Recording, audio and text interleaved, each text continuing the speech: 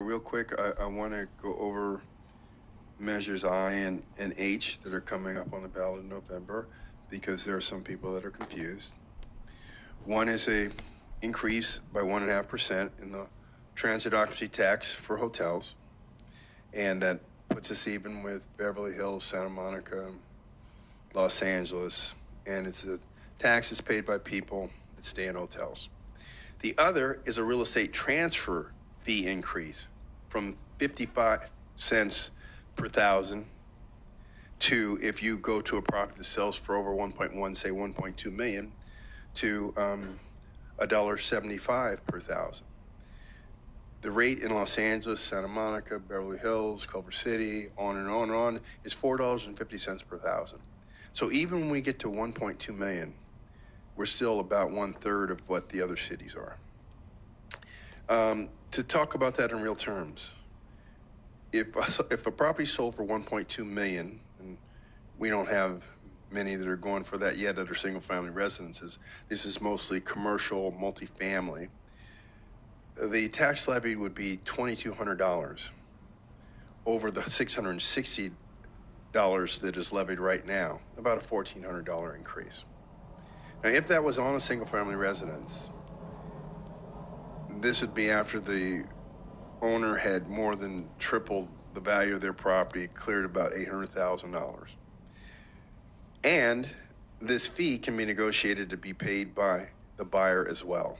But even if it wasn't paid by the buyer, if you had a house in Inglewood that's worth $1.2 million, that means you had it for a while and you made a lot of money. So I want people to understand this is not a property tax. It's a fee that's levied upon the sale of a property over 1.1 million. This would generate about 3.5 million a year, it's estimated, for the city. And then I'm going to talk about the next thing. We're really working hard to prepare ourselves for the future as it pertains to traffic. We are working very hard to build a people mover that will connect with the Crenshaw line at Florence and Market Street. And this is about a $1 billion project. I have heard people say, well, the venue should pay for it. Nothing could be more misguided.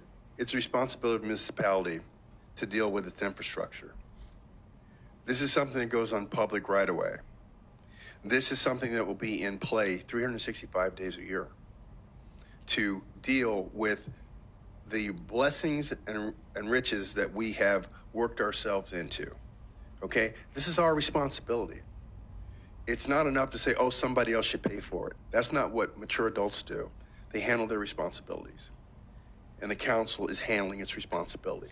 So you're really hard to tell people who've invested collectively just in purchase and building a facility, about $5.8 billion for the SoFi Stadium. It'll be about $1.8 billion for the Intuit Dome. To tell people that have invested $7 billion, they could have invested anywhere. They could have put their teams anywhere. People would have loved that to happen.